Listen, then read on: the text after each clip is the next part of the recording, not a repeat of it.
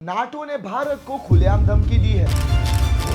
अगर आपने रशिया से तेल खरीदना बंद नहीं किया तो 100% सेकेंडरी सैंक्शन झेलने को तैयार रहो। If you are the president of China or the prime minister of India or the president of Brazil and you are still trading with the Russians and getting the oil and the gas in and you sometimes even resell it for a higher price, know that if this guy in Moscow doesn't get serious about peace talks, I will slam secondary sanctions on you of 100%. ये धमकी ना तो पाकिस्तान से आई है ना चीन से आई है, बल्कि नाटो के नए महासचिव मार्क रूट ने सीधे भारत, चीन और ब्राजील को ललकारा है। लेकिन भारत ने इस बार झुकने के बजाय सीधे मुंह पर तमाचा मारा है। हमारे विदेश मंत्रालय के प्रवक्ता रणधीर जयसवाल ने पलटकर कहा, भारत की एनर्जी सिक्योरिटी हमारी सर्वोच्च प्राथमिकता है और हम किसी की भी दोहरी नीति से डरने वाले नहीं है। मतलब साफ है, जो पहले भारत अमेरिका से डरा करता था वो खुलेआम नाटो को आईना दिखा रहा है। पर सवाल यह है कि भारत रशिया से तेल क्यों ले रहा है? असली सवाल है कि क्यों नहीं लेगा। भारत की 85% तेल जरूरतें इंपोर्ट से पूरी होती है। आप और हम जो पेट्रोल पंप पर तेल भरवाते हैं वो विदेशी होता है। ऐसे में जब रशिया भारत को G7 प्राइस कैप के बावजूद $5 to $6 तेल सस्ता दे रहा है और जब व्लादिवोस्तोक से चेन्नई के बीच ईस्टर्न मैरीटाइम कॉरिडोर के कारण डिलीवरी टाइम 40% कम हो गया है और जब जून 2025 में भारत ने record $2.13 billion barrel per day तेल मंगवाया, तो क्या सरकार पागल है जो इस ऑफर को छोड़े? और बात सिर्फ रशिया की नहीं है। इसी 2025 में भारत ने अमेरिका से 50% और ब्राजील से 80% तेल ज्यादा इंपोर्ट किया है। रिलायंस और नायरा जैसे प्राइवेट रिफाइनर्स ने इस रूसी भारी क्रूड को गल्फ तेल के साथ ब्लेंड करके यूरोप को ही डीजल बेच रहे हैं, यानी वही यूरोप जो हमें अब नैतिकता का ज्ञान दे रहा है। अब बात करते हैं उन दोहरे मापदंडों की जो वेस्ट की पूरी राजनीति का मूल आधार है। साल 2024 में जब यूरोपीय यूनियन हर महीने रूस से 4 to 5 बिलियन यूरो की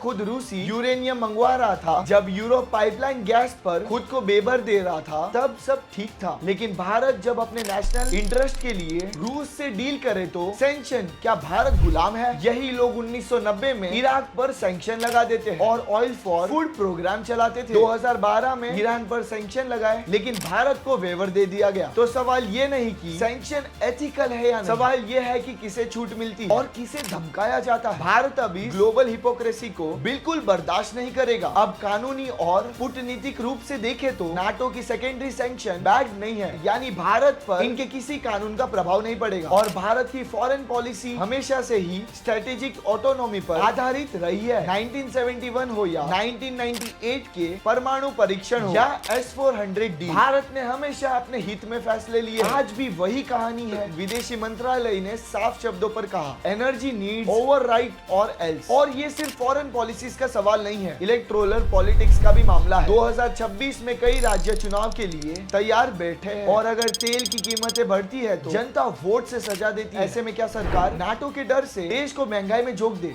अब कुछ लोग कहेंगे कि अगर सैंक्शन लगे तो क्या होगा, भारत क्या करेगा? जवाब ये है कि भारत पहले से तैयार है। रूपी रबल सेटलमेंट पहले से चालू है। दुबई बेस्ड ट्रेडर और नॉन वेस्टर्न इंश्योरर 2022 से ही पाइपलाइन में है। आरबीआई के पास $650 बिलियन का फॉरेक्स बफर है और भारत की रिफाइनिंग इकोसिस्टम पहले से डाइवर्सिफाइड है। हर वो स्टिक्स जो नाटो दिखा रहा है, भारत पहले ही उसे सूंघ चुका है और हमारे पास प्लान बी, प्लान सी और प्लान डी तक मौजूद है। अब बात ब्रॉडर पिक्चर की करें तो दुनिया का ऑयल मैप बदल रहा है। Russia, India, China, Saudi Arabia जैसे नए समीकरण बन चुके हैं। बायर्स के पास पहले से ज्यादा ऑप्शन है और भारत सिर्फ तेल खरीदने वाला देश नहीं, अब ये ग्लोबल ऑयल डिप्लोमेसी का हिस्सा है। G20 में भारत की भूमिका हो या यूक्रेन को, और अब सीधी बात, क्या भारत नाटो की धमकी से डर जाएगा? नहीं, भारत अब वो राष्ट्र है जो अपने हितों के लिए वेस्ट की आंखों में आंख डालकर बातें करता है। क्या कोई वॉशिंगटन या ब्रुसेल्स तय नहीं करेगा कि भारत किससे तेल खरीदेगा, कितना खरीदेगा और कब खरीदेगा? ये बात जनता को भी समझनी पड़ेगी। अगर आज झुक गए तो हमारी सेल्फ रिस्पेक्ट खतरे में पड़ जाएगी। भारत को किसी से सर्टिफिकेट लेने की जरूरत नहीं है, ना सेक्युलरिज्म का, ना डेमोक्रेसी का और ना मॉरलिटी का। अगर आप भी मानते हैं कि भारत को अपने हित में निर्णय लेने का अधिकार है तो कमेंट सेक्शन में अपनी राय जरूर बताइए। मिलते हैं नेक्स्ट वीडियो में अगले टॉपिक के साथ। तब तक के लिए जय हिंद, जय भारत।